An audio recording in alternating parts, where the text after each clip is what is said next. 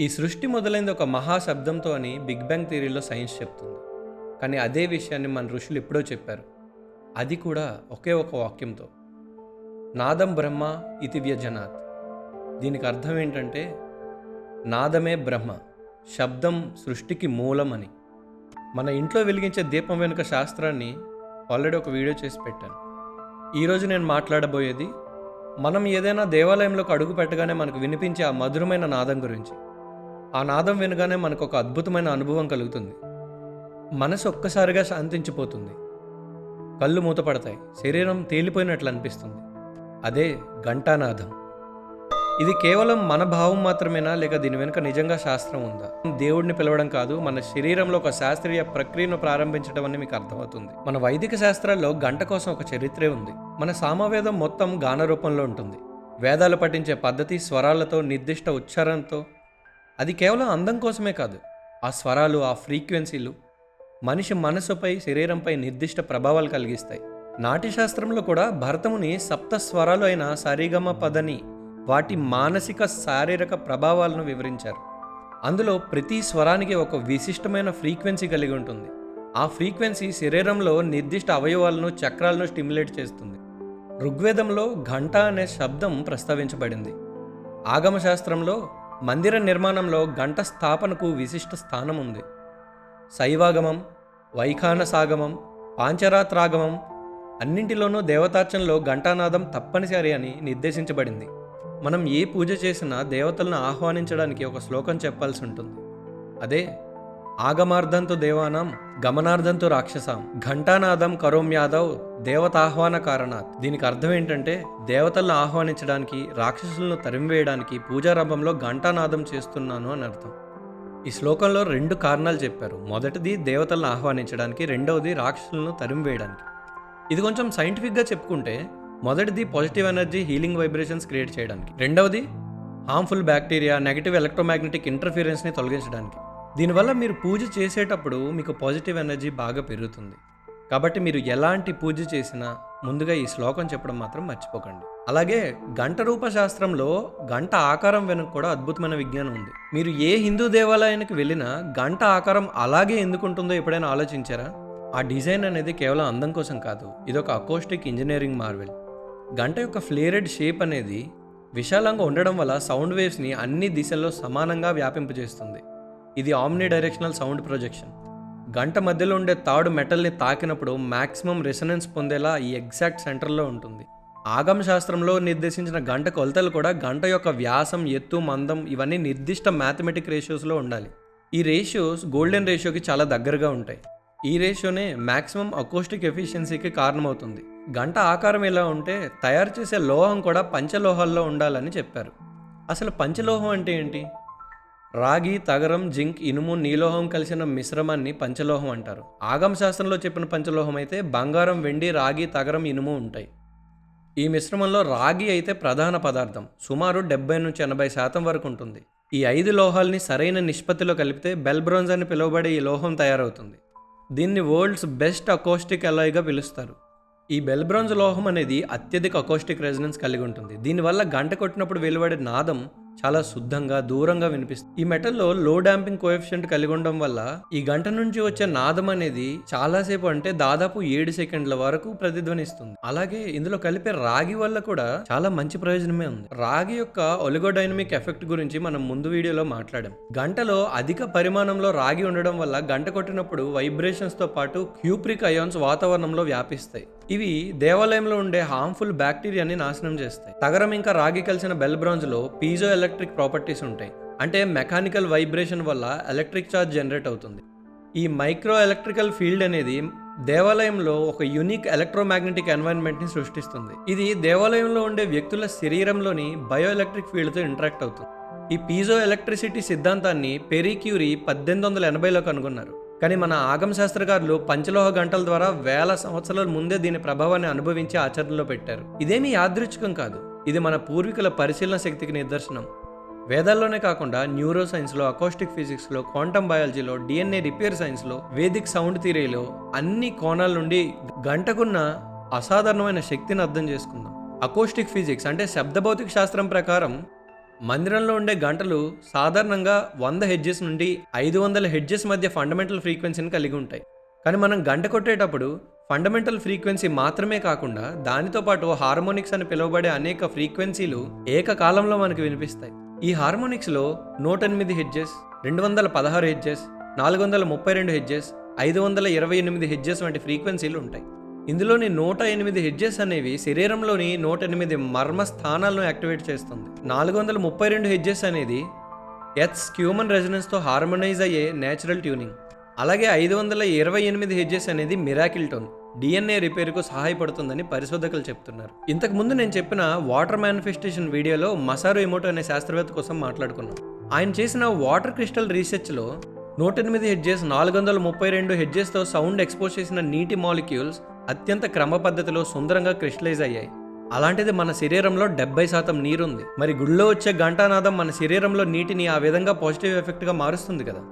మనం దేవాలయంలో గంట మోగించినప్పుడు దాని నాదం సుమారు 7 సెకండ్లు ఎక్కువ అవుతుందని చెప్పాం కదా. ఇది యాదృచ్ఛికం కాదు. మందిర నిర్మాణంలో అకోస్టిక్ డిజైన్ ఈ 7 సెకండ్ల రీవైబ్రేషన్ కోసమే తయారు చేయబడింది. అసలు ఈ 7 సెకండ్ల ఎక్కువ అనేది ఎందుకంత ప్రత్యేకమో తెలుసా? మనం ఘంటానాదం విన్నప్పుడు మన మెదడులో ఓరియంటేషన్ రెస్పాన్స్ అనే ప్రక్రియ మొదలవుతుంది. దానివల్ల మన మెదడు అన్ని అనవసర ఆలోచనల నుంచి మనల్ని బయట ఉంచుతుంది. మన మెదడు ఆ శబ్దంపై ఫోకస్ చేయడం మొదలు పెడుతుంది. అప్పుడు జరిగే ఈ మెంటల్ పాజ్లో ప్రీఫ్రంటల్ కార్టెక్స్ అనేది తాత్కాలికంగా నిశ్శబ్దమవుతుంది. ఈ పద్ధతిని బ్రెయిన్ సైన్స్లో డిఫాల్ట్ మోడ్ నెట్వర్క్ సప్రెషన్ అంటారు. టెంపుల్ బెల్ సౌండ్స్ వినే వ్యక్తుల్లో డిఫాల్ట్ మోడ్ నెట్వర్క్ యాక్టివిటీ అనేది 31% తగ్గుతుంది. బాగా ఎక్స్పీరియన్స్ ఉన్న ధ్యాన సాధకుల్లో కనిపించే ప్యాటర్న్ కూడా ఇదే. అంటే ఘంటానాదం వినడం వల్ల మెడిటేషన్ చేయకుండానే మెడిటేషనల్ ఎక్స్పీరియన్స్ మనకు కలుగుతుంది. భూమి యొక్క వాతావరణంలో నిరంతరం ఒక ఎలక్ట్రోమాగ్నెటిక్ పల్స్ ప్రవహిస్తుంది. దీన్నే హ్యూమన్ రెజొనెన్స్ అంటారు. దీని ఫండమెంటల్ ఫ్రీక్వెన్సీ 7.83 హెడ్జెస్ ఉంటుంది. ఇది మన మెదడులోని ఆల్ఫా థీటా బ్రెయిన్ వేవ్ రేంజ్కు సరిగ్గా మ్యాచ్ అవుతుంది. గంట కొట్టినప్పుడు వెలువడే హార్మోనిక్స్ హ్యూమన్ రెజొనెన్స్ ఫ్రీక్వెన్సీతో సరిగ్గా సింక్రనైజ్ అవుతాయి. ఇది మన మెదడు తరంగాలను భూమి యొక్క న్యాచురల్ ఫ్రీక్వెన్సీతో అలైన్ చేస్తుంది. దీన్నే అకోస్టిక్ ఎర్తింగ్ అంటారు. హార్ట్ మ్యాథ్ ఇన్స్టిట్యూట్ రీసెర్చ్ ప్రకారం హ్యూమన్ రెసొనెన్స్ మరియు హ్యూమన్ బ్రెయిన్ ఆల్ఫా వేవ్స్ మధ్య డైరెక్ట్ సింక్రనైజేషన్ నిరూపితమైంది. ఈ సింక్రనైజేషన్ జరిగినప్పుడు ఆటోనామిక్ నర్వస్ సిస్టమ్ బ్యాలెన్స్ అవుతుంది, స్ట్రెస్ హార్మోన్స్ తగ్గుతాయి, ఇమ్యూన్ ఫంక్షన్ మెరుగవుతుంది. ఇంతేకాదు ఘంటానాదం అనేది మన మెదడుపై ఇంకా చాలా ప్రభావం చూపిస్తుంది. మన మెదడు 2 హెమిస్ఫియర్స్తో పనిచేస్తుంది, లెఫ్ట్ హెమిస్ఫియర్ అలాగే రైట్ హెమిస్ఫియర్. మన లెఫ్ట్ హెమిస్ఫియర్ అనేది లాజికల్ థింకింగ్ కోసం, అనలైటికల్ థింకింగ్ కోసం అలాగే లాంగ్వేజెస్ కోసం పనిచేస్తుంది. రైట్ సైడ్ హెమిస్ఫియర్ అనేది క్రియేటివ్ థింకింగ్ కోసం, ఎమోషన్స్ కోసం, ఇంట్యూటివ్స్ కోసం అలాగే స్పిరిచువల్గా ఉండడానికి ఉపయోగపడుతుంది. మనం ఘంటానాదం వినేటప్పుడు లెఫ్ట్ బ్రెయిన్ యొక్క యాక్టివిటీ అనేది తాత్కాలికంగా ఆగుతుంది, రైట్ బ్రెయిన్ యాక్టివేట్ అవుతుంది. ఈ ప్రాసెస్నే హెమిస్ఫియరిక్ సింక్రనైజేషన్ అంటారు. 2 వేర్వేరు ఫ్రీక్వెన్సీలు 2 చెవుల్లో విన్నప్పుడు బ్రెయిన్ ఒక 3వ ఫ్రీక్వెన్సీని క్రియేట్ చేస్తుంది. ఇదే హెమిస్ఫియరిక్ సింక్రనైజేషన్ కు దారితీస్తుంది. బైనారల్ బీట్స్ ద్వారా మేనిఫెస్టేషన్ చేసే వారి మైండ్ లో కూడా ఆల్మోస్ట్ ఇదే జరుగుతుంది. బైనారల్ మేనిఫెస్టేషన్ గురించి మీకు తెలుసుకోవాలని ఉంటే కామెంట్ సెక్షన్ లో మేనిఫెస్ట్ విత్ సౌండ్ అని కామెంట్ చేయండి. నేను ఆ ప్రొసీజర్ కోసం డీటెయిల్డ్ వీడియో చేసే ప్రయత్నం చేస్తాను. దేవాలయంలోని గంట నుంచి వచ్చే హార్మోనిక్ ఫ్రీక్వెన్సీస్ వల్ల హెమిస్ఫియరిక్ సింక్రనైజేషన్ అనే ఈ ఫెనామినన్ నేచురల్ గా జరుగుతుంది. ఘంటానాదం వల్ల మన శరీరంలో కూడా చాలా రసాయన మార్పులు చోటు చేసుకుంటాయి. అవే హార్మోనల్ చేంజెస్. మన శరీరంలో కార్టిసోల్ అనే స్ట్రెస్ హార్మోన్ ఉంటుంది. ఇది ఆధునిక జీవితంలో క్రానిక్ స్ట్రెస్ వల్ల కార్టిసోల్ నిరంతరం ఎలివేటెడ్గా ఉంటుంది. ఇదే హార్ట్ డిసీజెస్కి, డయాబెటీస్కి, డిప్రెషన్కి అన్నింటికీ కారణమవుతుంది. మీరు ఘంటానాదం వినే 5 నిమిషాల్లో కార్టిసోల్ లెవెల్స్ అనేవి చాలా తగ్గిపోతాయి. మీరందరూ టిబెటియన్ సింగింగ్ బౌల్ కోసం వినే ఉంటారు. ఇది కూడా ఆల్మోస్ట్ గంటలాగానే పనిచేస్తుంది. ఈ సింగింగ్ బౌల్ మెడిటేషన్ 12 నిమిషాల సెషన్ తీసుకున్న తర్వాత ఈ కార్టిసోల్ అనే హార్మోన్ 11% తగ్గింది. అలాగే సిస్టోలిక్ బ్లడ్ ప్రెషర్ అనేది 6.4 mmHg తగ్గింది. అంటే ఇది ఒక డోస్ ఆఫ్ మెడికేషన్ కంటే ఎక్కువ ప్రభావం. ఘంటానాదం వల్ల కార్టిసోల్ తగ్గడమే కాకుండా ఎండార్ఫిన్స్ మరియు ఆక్సిటోసిన్లు కూడా పెరుగుతాయి. ఈ శబ్దం మనం వినేటప్పుడు బ్రెయిన్ స్టెమ్లో వైబ్రేషన్స్ డైరెక్ట్గా ఫీల్ అవుతాయి. దానివల్ల మన మెదడులో ఎండార్ఫిన్స్ రిలీజ్ అవుతాయి. ఈ ఎండార్ఫిన్ అనేది నేచురల్ పెయిన్ కిల్లర్ లాగా, హ్యాపీనెస్ హార్మోన్ లాగా పనిచేస్తుంది. దీంతో పాటు ఆక్సిటోసిన్ కూడా రిలీజ్ అవుతుంది. దీన్ని లవ్ హార్మోన్ లేదా బాండింగ్ హార్మోన్ అంటారు. అందుకే మనం మందిరంలో గంట విన్న తర్వాత మనకు చాలా మంచిగా, ప్రేమగా అనిపిస్తుంది. దీంతో పాటు సెరాటోనిన్ అనే హార్మోన్ కూడా రిలీజ్ అవుతుంది. దీన్ని కూడా మూడ్ రెగ్యులేటర్ లేదా హ్యాపీ హార్మోన్ అంటారు. మనం డిప్రెషన్లో ఉండేటప్పుడు ఈ సెరాటోనిన్ అనేది మనలో తక్కువగా ఉంటుంది. అందుకే యాంటీ డిప్రెసెంట్ డ్రగ్స్ అన్ని సెరాటోనిన్ని పెంచుతాయి. కానీ ఘంటానాదం మన శరీరంలోని సెరాటోనిన్ నేచురల్గా పెంచుతుంది. అది కూడా ఏ డ్రగ్ సైడ్ ఎఫెక్ట్స్ లేకుండా. మీరందరూ వేగస్ నర్వ్ అనే పదం వినే ఉంటారు. వేగస్ నర్వ్ అనేది మన శరీరంలోనే అతి పొడవైన నర్వ్.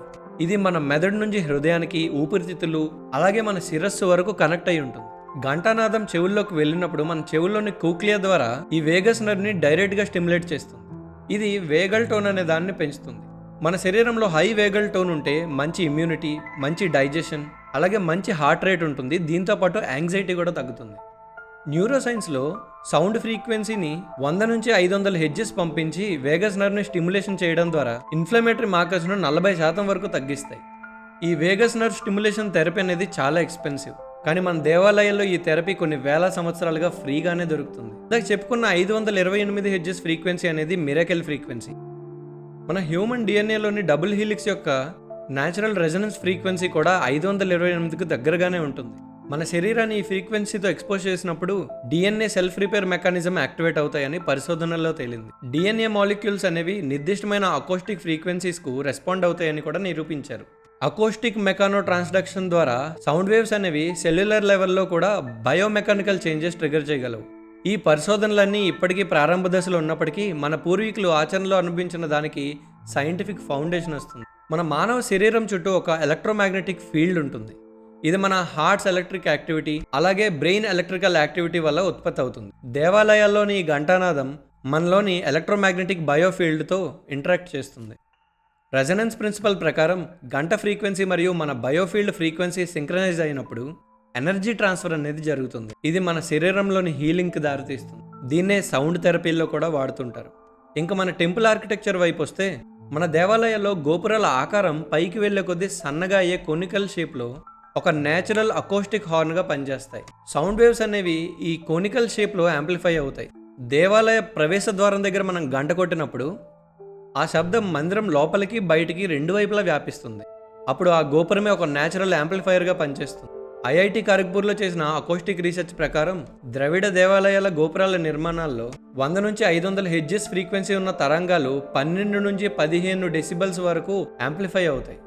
అంటే ఈ ఘంటానాదం ఈ స్ట్రక్చర్లో రెజనేట్ అయినప్పుడు మందిరం చుట్టూ సుమారు 500 మీటర్ల రేడియస్లో ఒక బెనిఫిషియల్ సౌండ్ ఫీల్డ్ ఏర్పడుతుంది. ఇది మన మానవ శరీరాలకు ఎంతో పాజిటివిటీని ఇస్తుంది. అందుకే ప్రతి ఊర్లో కూడా ఒక్క దేవాలయమైనా ఉండాలంటారు.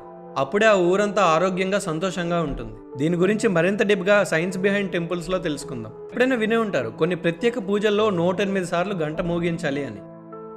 మన హిందూ సంస్కృతిలో కూడా 108 అనే సంఖ్యకు ఎంతో ప్రాముఖ్యత ఉంది. మన శరీరంలో 108 మర్మస్థానాలు ఉంటాయి, అంటే యాక్యుప్రెషర్ పాయింట్స్. మనం 108 సార్లు గంట కొట్టినప్పుడు వెలువడే సౌండ్ వేవ్స్ ఈ అన్ని 108 మర్మస్థానాల్ని కవర్ చేస్తాయి అని మన ఆయుర్వేద శాస్త్రం చెప్తుంది. అంతరిక్షంలో కూడా సూర్యుడి డయామీటర్ని 108 సార్లు గుణిస్తే సూర్యుడి నుంచి భూమికి ఉన్న దూరానికి సమానం అవుతుంది. అలాగే చంద్రుడి డయామీటర్ని 108 సార్లు గుణిస్తే చంద్రుడికి భూమికి ఉన్న దూరానికి సమానం అవుతుంది. ఇదంతా కోఇన్సిడెన్స్ అయితే కాదు కదా. అయితే ఈ గంట అనేది ఏ విధంగా కొట్టాలి అనేది మన ఆగమ శాస్త్రంలో నిర్దేశించారు. మొదటిది, గంట అనేది ఒక్క చేత్తో మాత్రమే కొట్టాలి. ఒకవేళ 2 చేతులతో గంట కొడితే ఆ వైబ్రేషన్ ప్యాటర్న్స్ అనేవి డిస్టర్బ్ అవుతాయి, హార్మోనిక్స్ సరిగ్గా ఏర్పడవు.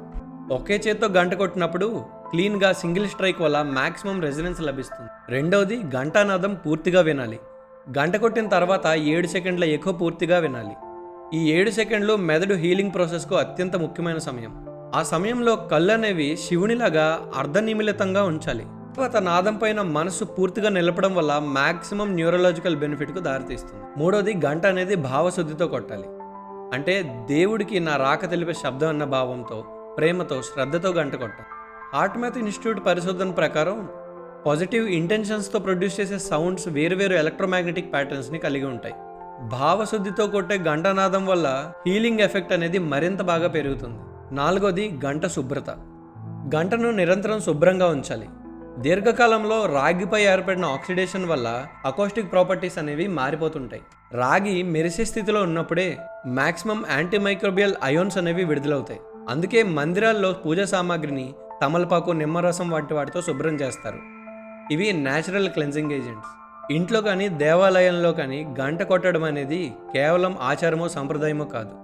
నిజానికి మనం neuro science, acoustic physics, DNA biology, quantum science, Vedic wisdom అన్నింటినీ ఒకే ప్రక్రియలో ఉపయోగించుకోవడం. నాదమే బ్రహ్మ అని మన ఋషులు చెప్పారు. దాన్నే ఈ మోడర్న్ సైన్స్ స్ట్రింగ్ థియరీ ద్వారా చెప్తుంది. సృష్టిలో ప్రతి మూలకణం కూడా ఒక వైబ్రేటింగ్ స్ట్రింగ్ అని. అంటే సృష్టి అంతా నాదమే, మన శరీరం కూడా నాదమే. మన పూర్వీకులు ఇదే వేల సంవత్సరాల ముందు గ్రహించారు, గంట రూపంలో మనకు అందించారు. ఇకపై మీరు ఇంట్లో కానీ దేవాలయాల్లో కానీ గంట కొట్టినప్పుడు అది కేవలం లోహాన్ని కొట్టడం కాదు, మీ మెదడులో హీలింగ్, మీ శరీరంలో బయోకెమికల్ ట్రాన్స్ఫర్మేషన్, మీ డిఎన్ఏలో ఒక పాజిటివ్ చేంజ్ అన్నీ ఒకేసారి జరుగుతున్నాయని గుర్తుపెట్టుకోండి. తర్వాత వీడియోలో మరింత మంచి టాపిక్స్తో వస్తాను. అవి మీకు రావాలంటే ఈ ఛానల్ని సబ్స్క్రైబ్ చేసుకోండి. ఈ వీడియో కనుక మీకు నచ్చినట్టయితే, ఇందులో నేను చెప్పే ఈ మాటలో మీకు ఒక సరికొత్త జ్ఞానాన్ని అందిస్తే ఈ వీడియోని మరింత మందికి షేర్ చేయండి. ఈ టాపిక్ పైన కానీ మరే ఇతర టాపిక్స్ పైన కానీ మీకు ప్రశ్నలున్నా సందేహాలున్నా కామెంట్ సెక్షన్లో అడగండి. నేను తప్పకుండా సమాధానం చెప్పే ప్రయత్నం చేస్తాను. ఓం నాదతత్వ స్వరూపాయ, ఓం నమః శివాయ. జై సనాతన ధర్మం, జై శ్రీరామ్.